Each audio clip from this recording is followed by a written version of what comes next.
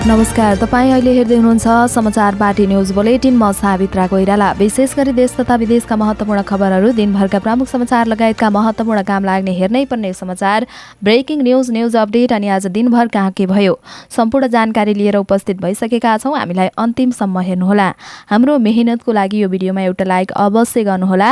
देशभित्रबाट हेरिरहनु भएको छ भने आफू रहेको गाउँ, सहर अनि जिल्लाको नाम लेख्नुहोला। विदेशमा हुनुहुन्छ भने कुन ठाउँबाट हेरिरहनु भएको छ त्यो कुरा तल कमेन्ट बक्समा कमेन्ट गर्नुहोला। पलपलको न्युज अपडेट हेर्नका लागि हाम्रो च्यानललाई सब्स्क्राइब गर्नुहोस् अनि नजिकै आउने बेल आइकनलाई क्लिक गर्नुहोला। आउनुहोस् दर्शक महानुभावहरू, दिनभरका मुख्य समाचार सुरु गरौँ। मुख्य खबरका शीर्षकहरूबाट। विप्लव समूहद्वारा प्रधानमन्त्रीलाई बन्दी रिहा गर्न लिस्ट बुझाइयो। संवैधानिक पदाधिकारी नियुक्ति सम्बन्धी संवैधानिक इजलासको सुनाई प्रभावित। चिकित्सकको सिफारिस बिना औषधि बेच्ने फार्मेसी सञ्चालक सहित 4 जना पक्राउ। एमाले केन्द्रीय कमिटीको बैठक तत्काल नबोलाइने। मेयर होस् त यस्तो होस् भन्ने बनाउने गरी काम गर्ने भरतपुर महानगरका मेयर रेणु दाहालको भनाई। पेट्रोलियम पदार्थको खपत कम गरी स्वच्छ ऊर्जाको उपभोग बढाउने बारेमा नीतिगत प्रबन्धन गर्न निर्देशन। पोखराको नीति तथा कार्यक्रममा 2 वर्षभित्र सहरका तार भूमिगत गर्ने चर्चा। मूल्यवृद्धिको विरोधमा त्रिवीमा अन्य राशिको मौन प्रदर्शन।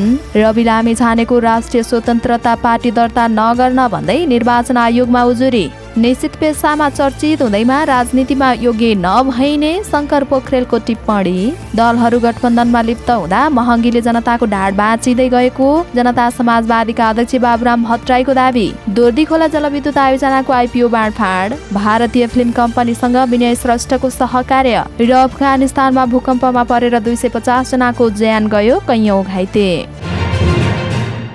नेकपा बहुमतका संयोजक धर्मेन्द्र बास्तोला र प्रवक्ता हेमन्त प्रकाश ओलीले प्रधानमन्त्रीलाई बन्दी रिहा गर्न लिस्ट बुझाएका छन्। गत आइतबार धर्मेन्द्र र हेमन्तले प्रधानमन्त्री निवास बालुवाटारमा पुगेर 22 जना बन्दीलाई तत्काल रिहा गर्न आग्रह गरेका हुन्। प्रतिबन्धीहरूको अवधिमा बन्दी बनाएर देशैका 22 जनाको नाम बुझाइएको प्रवक्ता ओलीले बताउनु भएको छ। अरू त्यतिकै मात्रामा मुद्दाहरू समेत लगाइएको छ उहाँको भनाइ छ।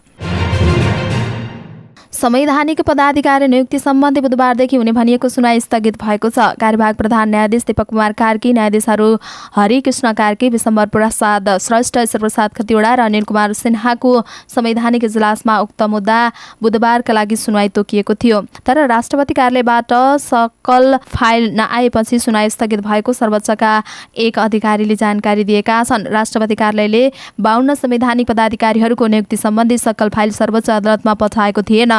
सर्वोच्च अदालतको संवैधानिक इजलासले सकल फाइल नै मगाउने आदेश गरेको छ। तत्कालीन प्रधानमन्त्री केपी शर्मा ओलीको पालामा संवैधानिक परिषदको सिफारिसमा संसदीय सुनाई बिना नै नियुक्ति गरिएको 52 संवैधानिक पदाधिकारीको नियुक्ति बदरको माग गर्दै सर्वोच्चमा रेड परेको थियो। तर 1 वर्षभन्दा ढिला बढी समय भइसक्दा पनि यो रिट किनारा लागेको छैन।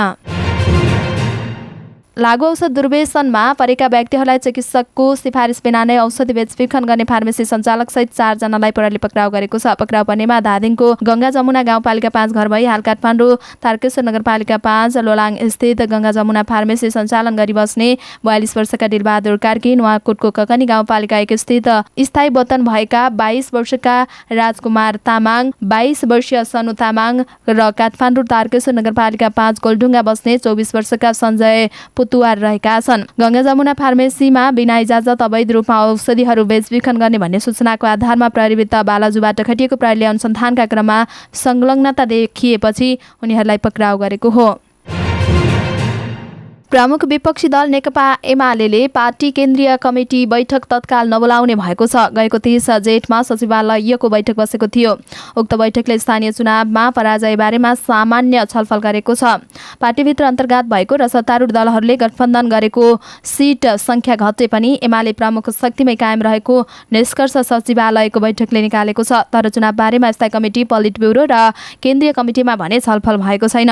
अध्यक्ष केपी शर्मा ओली निकट एक नेताका अनुसार तत्काल कुनै पनि बैठक नराखिने भएको छ। असार अन्तिम वा साउनको पहिलो सातातिर नै बैठक बस्न सक्छ। तत्काल बस्ने अवस्था देखिँदैन। ती नेताले भने 74 को स्थानीय चुनावमा 294 स्थानीय तह जित्दै पहिलो शक्ति बनेको एमाले गएको 30 वैशाखको चुनावबाट भने दोस्रो दलमा खुम्चिएको छ। 752 मध्ये नेपाली कांग्रेसले 329 सिट जित्दा एमाले 205 सिट मात्रै जितेको छ। भरतपुर महानगरपालिकाकी प्रमुख रेणु दाहालले मेयर होस् त यस्तो भन्ने बनाउने गरी काम गर्ने प्रतिबद्धता व्यक्त गर्नुभएको छ। बुधबार भरतपुर वडा नम्बर 7 मध्यबिन्दु टोल स्थित प्रेम बस्ती कबड हलको शिलान्यास कार्यक्रममा मेयर दाहालले सो कुरा बताउनु भएको हो। भरतपुरवासीहरूको चाहना तीव्र विकास, सुशासन, पारदर्शिता रहेकाले विगतको अनुभवका आधारमा यो 5 वर्षको लागि मैदान उत्रिसकेको प्रमुख दाहालको भनाइ छ। सबै पक्षले मलाई अत्याधिक मत दिनुभएको छ। उहाँले भन्नुभयो, यसका लागि म ऋणी छु। यो मेरो अन्तिम कार्यकाल हो। मैले चाहेर पनि फेरि मेयर हुन पाउँदिन। समय धेरै पनि छैन, काम पनि धेरै गर्ने सोचमा छु। सकेको राम्रो गर्नेछु। विकासका लागि महत्त्वाकांक्षी भएकै कारणले पहिलो कार्यकालमा भरतपुरमा सोचेको भन्दा बढी बजेट ल्याउन र विकास गर्न सकेको स्मरण गर्नुभयो। मेयर दाहालले दोस्रो कार्यकालका लागि निर्वाचनको मत परिणाम नआउँदै भरतपुरको विकासका बारेमा चिन्तित भई राष्ट्रिय योजना आयोगका उपाध्यक्ष डाक्टर विश्व पौडेलसँग कुराकानी भएको उल्लेख गर्नुभयो। संसदीय समितिले पेट्रोलियम पदार्थको खपत कम गरी स्वच्छ ऊर्जाको उपभोग बनाउने बारेमा नीतिगत प्रावधान गर्न सरकारलाई निर्देशन दिएको छ। संघीय संसद राष्ट्रिय सभा अन्तर्गतको दिगो विकास तथा सुशासन समितिको बुधबार सिंहदरबारमा बसेको बैठकले विद्युतीय सवारी साधन, सौर्य बत्ती, सौर्य पानी तताउने मेसिन, विद्युतीय चुलो जस्ता पेट्रोलियम पदार्थको खपत प्रतिस्थापन गर्ने उपकरणहरूको प्रयोगलाई प्रोत्साहन गर्ने गरी आवश्यक नीतिगत प्रावधान गर्न र ऊर्जा, जलस्रोत तथा सिँचाइ मन्त्रालयलाई समिति निर्देशन दिएको हो। बैठकले वर्तमान अवस्थामा खनिज इन्धनको बढ्दै गएको उच्च मूल्याङ्कनका कारण सर्वसाधारणको जीविकोपार्जनमा ठूलो प्रभाव परेको तथा समग्रमा मुलुकको अर्थतन्त्रमा पनि दीर्घकालीन असर पर्ने भएकाले वैकल्पिक ऊर्जाको उपलब्धता र सम्भावना बारेमा अध्ययन गर्न पनि निर्देशन दिएको छ। वैकल्पिक ऊर्जा बारेमा विशेषज्ञ र सरकारवालाहरूको छलफलपछि समितिले पेट्रोलियम पदार्थको खपत कम गरी स्वच्छ ऊर्जाको उपयोग बढाउने सम्बन्धमा ऊर्जा, जलस्रोत तथा सिँचाइ मन्त्रालयलाई 3 महिनाभित्र कार्यक्रम सहितको रोडम्याप बनाई उपलब्ध गराउन पनि निर्देशन दिएको छ।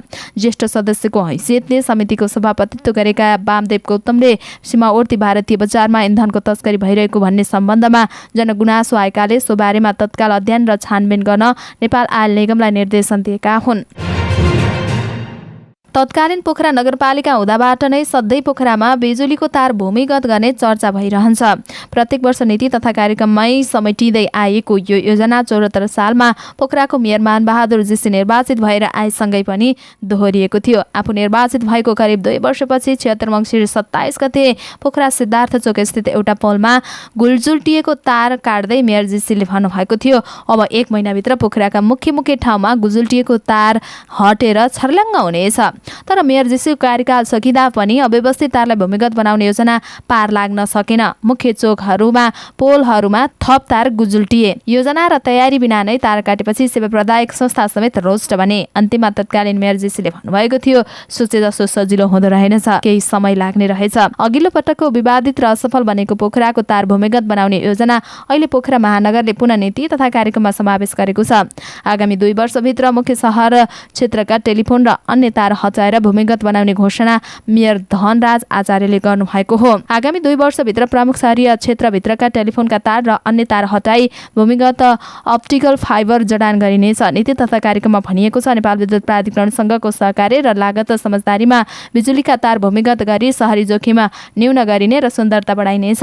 पोखराका लागि लामो समयदेखि टाउको दुखाइको विषय बनिरहेको तर सुल्झिन नसकेको अर्को समस्या हो पोखरा बस पार्क। लामो समयदेखि पटक पटक चुनावी घोषणा पत्रमा भए पनि नीति तथा कार्यक्रम र बजेट वर्षमै समावेश भए पनि बागलुङ बस पार्क व्यवस्थित हुन सकिएन। अतिक्रमणको चपेटामा परेको पोखरा बस पार्क अहिले सुकुम्बासीले भरिएको छ। पेट्रोलियम पदार्थको मूल्य वृद्धिको विरोध गर्दै नेकपा एमालेको विद्यार्थी संगठन निराश्री बेहुले त्रिवी जिल्ला कमिटीमा त्रिभुवन विश्वविद्यालय केन्द्रीय क्याम्पसमा प्रदर्शन गरेको छ। बुधबार बिहान 8:30 देखि 9 बजेसम्म निराश्री बेहुले मूल्य वृद्धि फिर्ता गर्न माग गर्दै मुखमा कालो पट्टी बाँधेर सांकेतिक विरोध गरेका हुन्। मूल्य वृद्धि फिर्ता माग गर्दै प्लेकार्ड बोकेर सरकार विरुद्ध मौन आन्दोलनमा उत्रिएको निराश्री बेहु त्रिवी इन्चार्ज मदन विष्टले बताउनुभयो। निराश्री बेहुले पेट्रोलियम पदार्थको मूल्य वृद्धि फिर्ता नभएसम्म निरन्तर विरोध गर्ने जनाउनु भएको हो।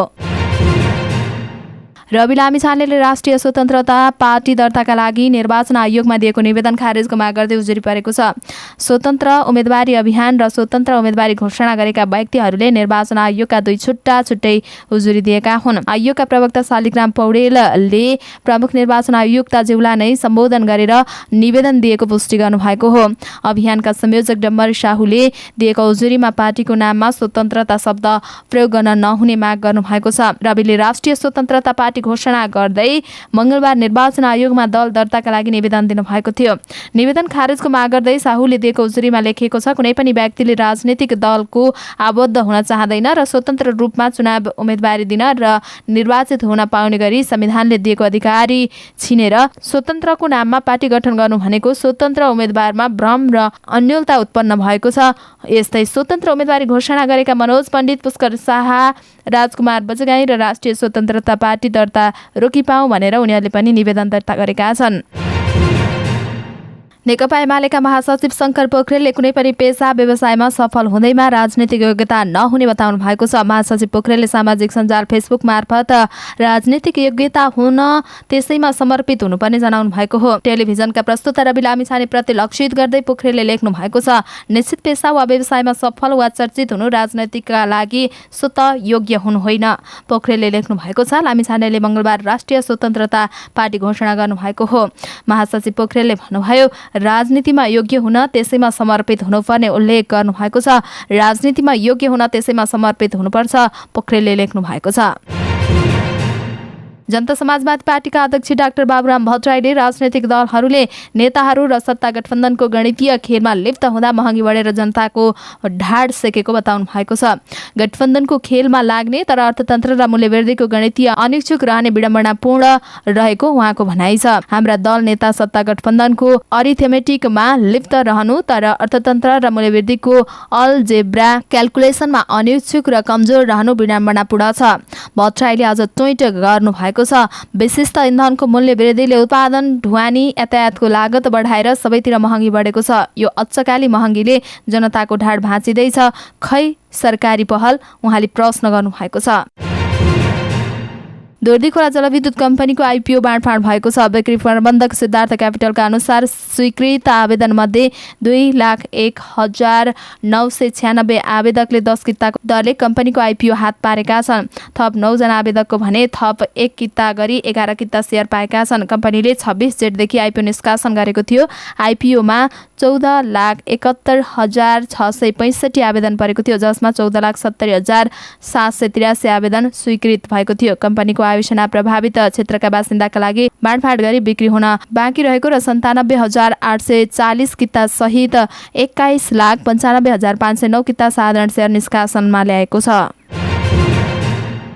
रेशम फिलिली फेम्ड अभिनेता अभिनय श्रेष्ठले भारतमा नेपाली फिल्मको वितरणदेखि निर्माणमा संयुक्त लगानी थालेका छन्। उनको कम्पनी भी मोसन पिक्चर्स भारत स्थित नेपाली भाषी बहुल्य क्षेत्रमा नेपाली फिल्म वितरण थाल्ने भएको छ, जस अनुसार भारतीय कम्पनी द आर्ट ब्यानरसँग सम्झौता भएको छ। सहमति अनुसार सौगात मल्ल स्टार फिल्म मन्त्रालय भारतमा प्रदर्शन गरिने भएको छ भने भारतमा निर्माण भएको फिल्म जिउँदोलाई दशैंपछि नेपालमा रिलिज गर्ने तयारी छ। अहिले भारतको सेन्सर बोर्डबाट मन्त्रालय जाँच पास गर्ने तयारी सुरु भएको र त्यसपछि रिलिज मिति तय गर्ने विनयको भनाइ छ। भारत स्थित नेपाली भाषी बस्ने ठाउँ नेपाली फिल्मको ठुलो बजार हो। म कालिम्पोङ बस्दादेखि नै त्यो परिस्थिति देखेको छु, विनय भन्छन्। उनीहरू युट्युब रिलिज गरेर बस्छन्। हामी सेम डेट रिलिज गर्न सकियो भने हामीलाई फाइदा हुन्छ, उनको भनाइ छ। अफगानिस्तानको पक्तिका प्रान्तमा गएको भूकम्पमा परेर 250 जनाको ज्यान गएको छ। कैयौं नागरिक घाइते भएका छन्। मानिसको उद्धार र व्यवस्थापनको काम भइरहेको छ। अमेरिकी भूगर्भ सर्वेक्षण USGSका अनुसार बिहान 5.9 रेक्टर स्केलको भूकम्प गएको हो।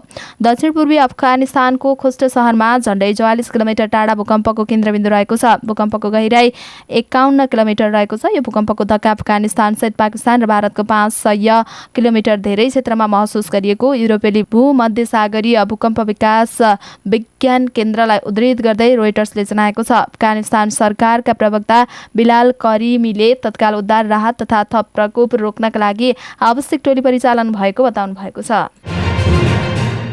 हवस् त दर्शक महानुभावहरू, आज दिनभरका समाचारहरू यति नै। हामीले प्रस्तुत गरेका समाचारप्रति तपाईँको धारणा के छ तल कमेन्ट बक्समा कमेन्ट गर्नुहोला। हाम्रो मेहनतको लागि यो भिडियोमा एउटा सानो लाइक अवश्य गर्नुहोला। पलपलको न्युज अपडेट हेर्नका लागि हाम्रो च्यानललाई सब्स्क्राइब गर्नुहोस् अनि नजिकै आउने बेल आइकनलाई क्लिक गर्नुहोला। पलपलको न्युज अपडेटका साथ फेरि हाम्रो भेट हुने नै छ। समाचारपाटी.com हेर्दै गर्नुहोला। नमस्कार।